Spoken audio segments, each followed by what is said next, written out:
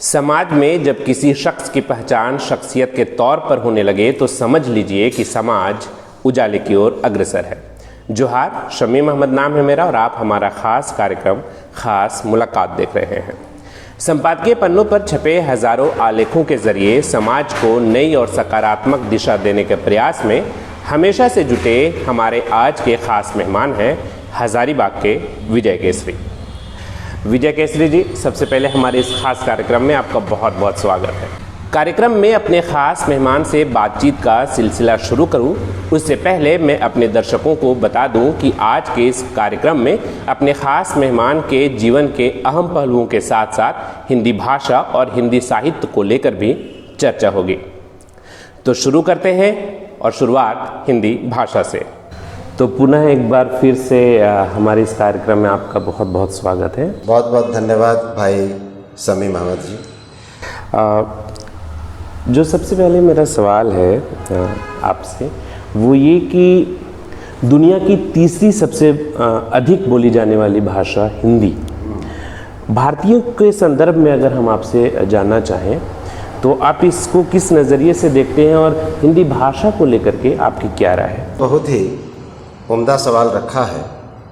इस संदर्भ में इतना ही कहना चाहता हूँ, हिंदी जनमानस की भाषा है। राष्ट्रपिता महात्मा गांधी ने भी स्वाधीनता आंदोलन के दौरान यह बात कही थी कि हिंदी सच्चे अर्थों में जनमानस की भाषा है। आप पूरे स्वाधीनता संग्राम का 90 बरस का इतिहास आप खंगाल लें, एक बात आपको जरूर मिलेगी कि समस्त देशवासियों को जोड़ने का अगर किसी ने काम किया है तो हमारी मातृभाषा हिंदी ने किया। इसलिए हिंदी पर समस्त देशवासियों को गर्व होना चाहिए। लेकिन एक कॉन्स्पिरेसी के तहत हिंदी को दबाने की साजिश की जा रही है। लेकिन अच्छा, ऐसा आप मानते हैं? ऐसा मैं मानता हूँ और मेरा इस संदर्भ में इतना ही कहना है कि हिंदी कभी भी किसी भी कॉन्स्पिरेसी का शिकार नहीं हो सकती है। हिंदी लगभग 80% देशवासी धड़ल्ले के साथ बोल रहे हैं और विश्व के लगभग 200 से अधिक विश्वविद्यालयों में हिंदी की पढ़ाई हो रही है। फादर कामिल बुल्के ने अपना संपूर्ण जीवन इसी झारखंड को हिंदी को दे दिया। समझ लीजिए हिंदी का स्थान विश्व में कहाँ है, इसको इन चीज़ों को देख करके समझा जा सकता है। लेकिन हम यहाँ पे एक चीज़ आपसे जानना चाहेंगे कि जैसे अभी हमारी आबादी अगर 1.25 अरब को क्रॉस कर चुकी है, लेकिन हिंदी भाषा बोलने वालों की संख्या अगर हम देखें तो तकरीबन 45 करोड़ के आसपास बताई जाती है। हम ये जानना चाहते हैं कि हिंदी दिवस के मौके पे कई बड़े बड़े कार्यक्रम होते हैं, हिंदी पखवाड़ा लोग मनाते हैं, है ना, और हम लोग बहुत बड़ी बड़ी बातें भी करते हैं, लेकिन हिंदी भाषा को जो सम्मान चाइना में जैसे मंदारिन को मिल गया, 1 अरब 46 करोड़ की आबादी बताई जाती है चाइना की, और वहाँ पे 1 अरब 11 करोड़ लोग मंदारिन भाषा का यूज़ करते हैं। तो क्या वो सम्मान भारत में इन कार्यक्रमों या फिर ऐसे पखवाड़ों से मिल पाएगा या इसके लिए और भी कुछ करने की ज़रूरत है? इस संदर्भ में शमीम जी हम इतना कहना चाहते हैं, हिंदी पखवाड़ा का शुभारंभ हिंदी को राजभाषा का जब दर्जा दिया गया उसके बाद ये चली। लेकिन हिंदी को जिस ऊंचाई पर हिंदी को पहुंचना चाहिए, मैं समझता हूं कि उससे कहीं ज़्यादा ऊंचाई पर हिंदी पहुंची है। और हिंदी अपने साथ देश की तमाम बोलियां हैं, भाषाएं हैं, उसको लेकर आगे बढ़ रही है। हिंदी बांग्ला को लेकर आगे बढ़ रही है, हिंदी गुजराती को लेकर आगे बढ़ रही है, या जिन जिन प्रदेशों में जो वहाँ की भाषाएं, चाहे झारखंड में देख लीजिए खोरठा है, कई आंचलिक भाषाएं हैं, उसको लेकर के हिंदी पढ़ रही है। भारत में तो सबसे अधिक भाषा बोली जाती है, इसलिए हिंदी का किसी के साथ कोई प्रतिस्पर्धा नहीं है। हिंदी को जो स्थान मिलना चाहिए उससे कहीं ज़्यादा हिंदुस्तान के हर प्रांतों के एक एक लोग दे रहे हैं। मैंने पहले प्रश्न में आपसे कहा था कि एक साजिश चल रही है कि किस तरह हिंदी को हम थोड़ा सा हिंदी भाषियों के साथ अन्य भाषा वालों के लड़ाई करवा दें, इस तरह की एक साजिश चल रही है। लेकिन हिंदी इतना प्रिय भाषा है, हिंदी इतनी मीठी भाषा है कि अपनी तमाम छोटी बहनों के साथ, चाहे कन्नड़ हो, चाहे तेलुगु हो, मलयालम हो, सबको लेकर के आगे बढ़ रही है। लेकिन दरअसल हम आपसे यह जानने की कोशिश कर रहे हैं कि ख़ास करके जब हम आज के युवाओं की बात करते हैं तो अगर वो हिंदी भाषा में बहुत कंफर्ट है और अंग्रेज़ी में थोड़े वो कमज़ोर हैं तो अपने आप को वो थोड़ा कमज़ोर महसूस करते हैं और ये दरअसल वो हकीकत हम लोगों से भी कई बार शेयर करते हैं। तो क्या लगता है कि आप जैसा कि आपने बताया कि सभी भाषाओं को लेकर हिंदी आगे बढ़ रही है, ये तो बात आपकी सही लगती है, लेकिन ये जो हिंदी भाषी क्षेत्र या हिंदी भाषी जो युवा है, जैसे अभी हम यूपीएससी की हम बात कर लें तो यूपीएससी के जो परीक्षा हुए और फाइनल जो रिजल्ट्स आए, हिंदी भाषी जो बच्चों की संख्या अगर मैं देखूं तो लगभग 9 बच्चे हैं, है ना। तो मैं इस पे बात करना चाह रहा हूँ कि यहाँ पे सुधार की आवश्यकता है या फिर अभी जो स्थिति है या अभी जो गति से हम हिंदी को आगे बढ़ा रहे हैं वो सही है या इसमें और सुधार की आवश्यकता लगती है कि इस पर और काम होना चाहिए? आपके प्रश्न का बहुत ही बढ़िया एक जवाब ये बनता है मेरे मस्तिष्क में। आप स्वाधीनता आंदोलन को देख लीजिए, लगभग 200 से अधिक सालों तक ब्रिटिश हुकूमत हमारे पर राज किया, बिल्कुल, और उन्होंने पूरी कोशिश की हिंदुस्तान को इंग्लिस्तान में बदलने की। उसके बावजूद भी वो हिंदी को जरा सा भी नुकसान नहीं पहुंचा सके, न यहाँ की आंचलिक भाषाओं को नुकसान पहुंचा सके। चूँकि लंबे समय तक हम लोग गुलाम रहे और हम लोग के जनमानस में यह भावना बैठ गई कि अंग्रेजी जो है सो विद्वानों की भाषा है और हिंदी है सो आम बोलचाल की भाषा है।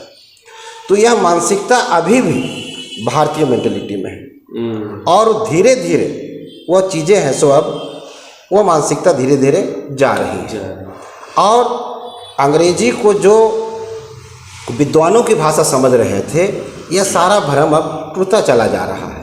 हिंदी में हर लिटरेचर आपको उपलब्ध होते चले जा रहा है। मतलब इसीलिए मैं बोल रहा हूँ कि आपको ऐसा लगता है कि हिंदी के प्रति लोगों को और जागरूक करने की आवश्यकता है। आप झारखंड प्रांत को ले लीजिए, यहाँ पर प्रत्येक दिन लगभग 1 किताबें लिखी जा रही हैं, चाहे वो काव्य संग्रह की किताब हो, चाहे वो कहानी संग्रह किताब हो, आलोचना की किताब हो। इसी झारखंड में प्रत्येक दिन 1 किताबें हैं सो प्रकाशित हो रही। तो अब समझ लीजिए सालाना लगभग 300 कुछ किताबें झारखंड से निकल रही है, उत्तर प्रदेश से है और हिंदी भाषी क्षेत्र है, और जो गैर हिंदी भाषी क्षेत्र है वहाँ भी हिंदी में काम हो रहे हैं। बिल्कुल, चलिए हम इससे थोड़ा आगे बढ़ते हैं। अच्छा, एक जो चीज़ जो मैंने आपके बारे में पढ़ी और फिर पता चला कि बहुत ही कम उम्र में आपने लिखना शुरू कर दिया था और कम ही उम्र में फिर आपके पिता का देहांत हो गया और बाद में जीविकोपार्जन की जिम्मेदारियां आप पे आने के बाद जो है वो आपने सबसे पहले वो खाद्यान्न का व्यवसाय शुरू किया और बाद में फिर जेवर के व्यवसाय से आप जुड़ गए। तो इसके बावजूद लगातार आपके आलेख संपादकीय पन्नों पर और फिर जीवन के रहस्य नाम की पुस्तक का संपादन और वो संजीवनी नामक स्वास्थ्य पत्रिका के 30 अंकों का संपादन आपने किया, तो ये सब एक जुनून करवा दिया कि वाकई लिखना सबसे आसान है। मैं इतना ही कहना चाहता हूँ समीम जी, व्यक्ति के अंदर में मादा होनी चाहिए, निश्चित तौर पर बुलंदियों को छू सकता है। मैं कल्पना भी नहीं किया था कि मैं 1200 से अधिक लेख लिख पाऊंगा, जिससे मैंने प्रारंभ किया था। मेरी रचनाएं अस्वीकृत होती थी, फिर मैं भेजता था, अस्वीकृत होती थी, बाद में छपना प्रारंभ हुआ। तो एक 50 साल कोई कम समय नहीं होता है जीवन का। हमने महत्वपूर्ण समय लेखन में लगा दिया। जब मैं 8वां क्लास में था, मेरे पिताजी का 1976 में निधन हो गया। पूरे घर की जवाबदेही मेरे कंधों में आ गई। मेरी शादी भी उस वक्त नहीं हुई थी, मैं 8वां क्लास में था। व्यापार की जवाबदेही मेरे कंधों में आ गई। 3 छोटे भाई, एक माँ, फिर एक बड़ी माँ की जवाबदेही मेरे कंधों में आ गई। लेकिन मैं जरा सा भी विचलित नहीं हुआ। पिताजी का जो दायित्व था उसका निर्वहन करते हुए बिल्कुल जो समय बचता था स्वाध्याय में, अपने पठन पाठन में, कॉलेज में, स्कूल में हमने लगाना प्रारंभ किया और एक भी समय मैं गॉसिप में नहीं बिताया। तो उसका ये परिणाम हुआ कि हमने कुछ लिखना प्रारंभ किया। अब रह गई बात कि मुझे लिखने की प्रेरणा कहाँ से मिली। तो इस संदर्भ में मैं इतना ही कहना चाहता हूँ, शायद ईश्वर ने मुझे लिखने के लिए ही जन्म दिया हो, ऐसा मेरा मानना है। और लिखने के लिए मुझे किसी से प्रेरणा नहीं मिली, खुद ब खुद मेरी कलम चल पड़ी। उस वक्त जिस समय मैं तीसरा, चौथा, पाँचवा, छठा में पढ़ा करता था, उस समय मैं जब कुछ रच जाती थी, तो कहीं न कहीं ईश्वरीय कृपा रही है मेरे ऊपर, और लिखने की जो प्रेरणा है सो हमको बालकाल से रही है, और वो अभी तक उसी तरह बनी हुई है। लिखने के शौक़ ने आपको आपसे ऐसे काम करा लिए जो समाज के लिए भी ज़रूरी था। संपादक के नाम पत्र से आपने लेखन कला की आपने शुरुआत की और संपादन तक का सफ़र को आपने तय किया।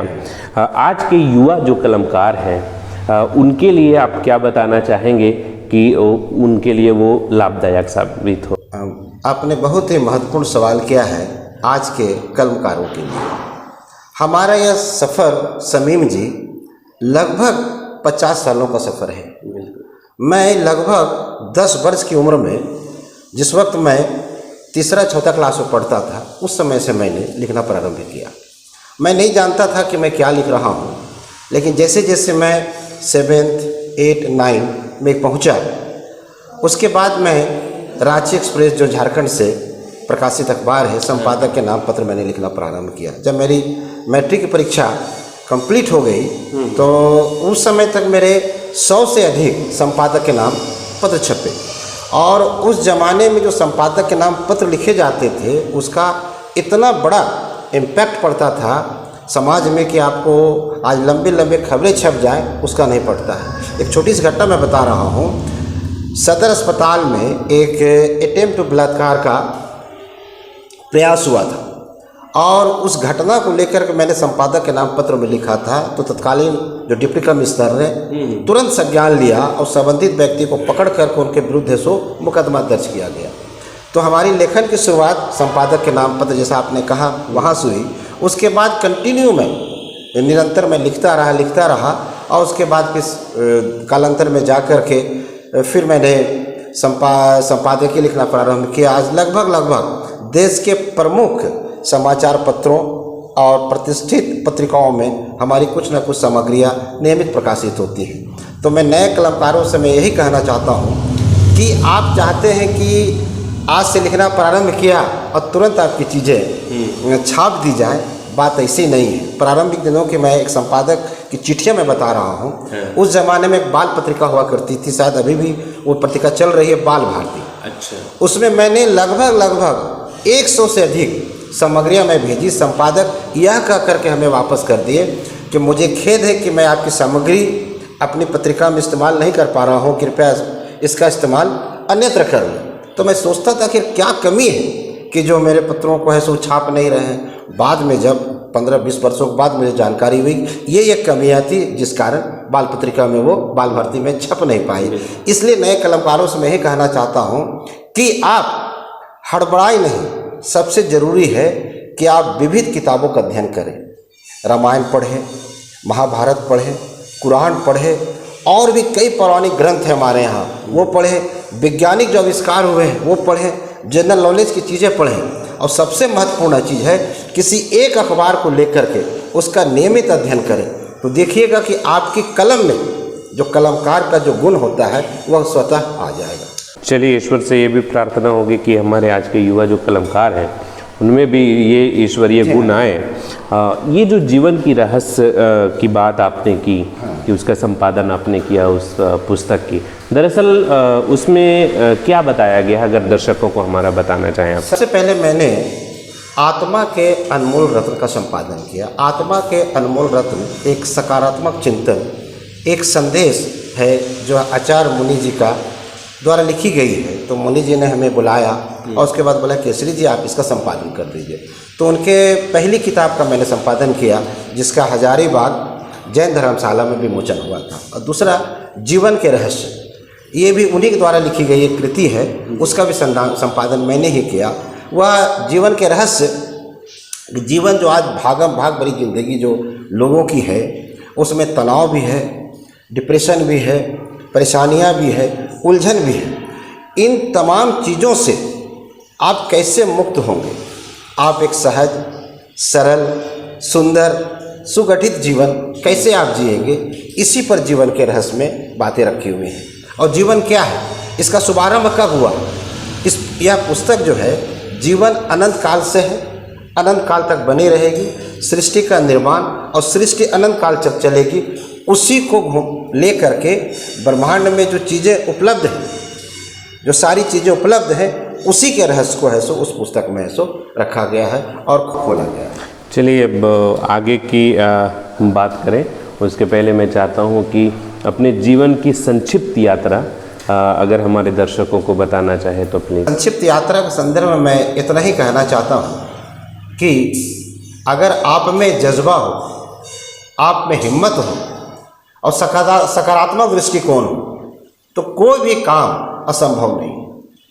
आज मेरे रिश्तेदार, मिलने जुलने वाले, मैं हजारीबाग में रहता हूँ, आज पूरे विश्व में हमारे चाहने वाले लोग अमेरिका से, इंग्लैंड से, फेसबुक के माध्यम से, इंस्टाग्राम के माध्यम से हमें मेरी बातों पर है सो वो अपनी प्रतिक्रिया भेजते हैं। तो वह सब इसलिए हुआ कि मैंने लेखन के लिए एक समय निर्धारित किया। मैं दिन दिन भर अपने कार्य में रह करके जो समय बचा इधर उधर गॉसिप में नहीं बिताया, इधर उधर कामों में मैंने उस समय को खर्च नहीं किया।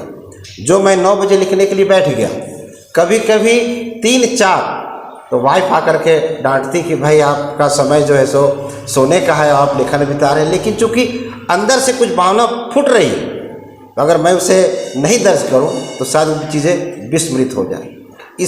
तो मेरे जीवन का जो सबसे प्रमुख कार्य रहा है लेखन और उसके साथ व्यवसाय। और व्यवसाय में तो मैं इतना ही कहना चाहता हूँ, व्यवसाय सिर्फ लाभ हानि की चीज़ है। अगर आपके भाग में आगे बढ़ना लिखा हुआ है तो कोई ताकत आपको रोक नहीं सकती है बनिस्बत की आप ईमानदारी को कभी छोड़िए मत, सत्य को कभी छोड़िए मत और ग्राहकों के साथ कभी धोखा मत दीजिए। जो विश्वास ग्राहक, क्रेता और विक्रेता के साथ बनी हुई है उसको बना करके रखिए। जिस समय पिताजी ने मुझे अपना कारोबार छोड़ा था, शायद कुछ हज़ार रुपये का कारोबार था। आज मेरा वही कारोबार, मुझे गर्व होता है, ये ईश्वर की कृपा बोलिए या हमारे भाइयों का सहयोग बोलिए, वह कारोबार आज करोड़ में चला गया है। तो इसमें सबसे बड़ी इसमें जो बात है वह है हम भाइयों का मिलन और हमारी एकता और हमारा जो सद्भावना है, ग्राहक प्रति अच्छा व्यवहार है और सत्य के ऊपर जो हम लोग आधारित हैं। इस कारण हम इस ऊंचाई तक, हम जेवर के व्यवसाय तक पहुंच पाए। चलिए अब थोड़ी जो बात है वो हिंदी साहित्य पर भी कर लेते हैं। हजारीबाग में हिंदी साहित्य को लेकर कितनी संभावनाएं आपको दिखती है? देखिए, हजारीबाग तो सच पूछा जाए तो हजारीबाग की धरती साहित्य उर्वरा की धरती है। यहाँ हिंदी में जमकर लिखा जा रहा है, उर्दू में भी जमकर लिखा जा रहा है, अंग्रेजी साहित्य पर भी जमकर लिखा जा रहा है और बांग्ला में भी जमकर के लिखा जा रहा है। तो हजारीबाग की धरती समझ लीजिए साहित्य की उर्वरा भूमि रही है। और यहाँ पर रेणु जी जो देश के जाने माने कथाकार, उपन्यासकार रहे हैं, उनकी ये प्रति कथा की पृष्ठभूमि यहीं पर बनी, फणीश्वर नाथ रेणु की बात। और उसके बाद भारत यायावर जैसे साहित्यकार हजारीबाग में है, रतन वर्मा जैसे साहित्यकार हजारीबाग में है, सुबोध सिंह शिवगीत, शंभू बादल जैसे, प्रमिला गुप्ता जैसी, मैंने यहाँ पर सैकड़ों की संख्या में साहित्यकार मौजूद हैं जो नियमित अपनी कलम से देश को ऐसे गुंजित कर रहे हैं। अच्छा, हिंदी साहित्य की ओर रुख करने के लिए अगर आज के युवाओं को प्रेरित करना पड़े तो उनसे आप क्या कहना चाहेंगे? हिंदी साहित्य की सेवा एक साधना है। अगर आप चाहते हैं या सोच रहे हैं कि इससे हमारी आर्थिक कमाई हो जाए तो वह कभी नहीं हो सकती है। हाँ, लंबे समय तक इसमें साधनारत रहेंगे तो निश्चित आपको नाम भी मिलेगा, शोहरत भी मिलेगी और पैसे भी मिलेंगे। इसलिए ज़रूरी है कि आप सबसे पहले आप क्या रचना चाहते हैं, क्या लिखना चाहते हैं, यह माइंड आप मेकअप कीजिए। जब तक आप 10 विषयों, जैसे आपको आलोचना लिखनी है तो आलोचना का अध्ययन करना होगा, आपको कथा लिखनी है तो कथा का अध्ययन करना होगा, आपको अगर उपन्यास लिखना होगा तो उपन्यास का अध्ययन करना होगा। और उसके साथ ही कई साहित्यकारों की कृतियों को पढ़ने की ज़रूरत है। जब तक आप पढ़ेंगे नहीं, शायद उतना मुखरित होकर के अपनी भावना को आप प्रकट कर नहीं सकते हैं। इसलिए ज़रूरी है कि आप सबसे पहले पढ़िए। और चलिए, आपका बहुत बहुत शुक्रिया कि हमारे इस ख़ास कार्यक्रम का हिस्सा बने और हिंदी साहित्य, हिंदी भाषा और कुछ आप अपने जीवन के अहम पहलुओं के बारे में हमारे दर्शकों को बताएं। इसके लिए बहुत बहुत शुक्रिया। बहुत बहुत धन्यवाद भाई शमीम अहमद जी।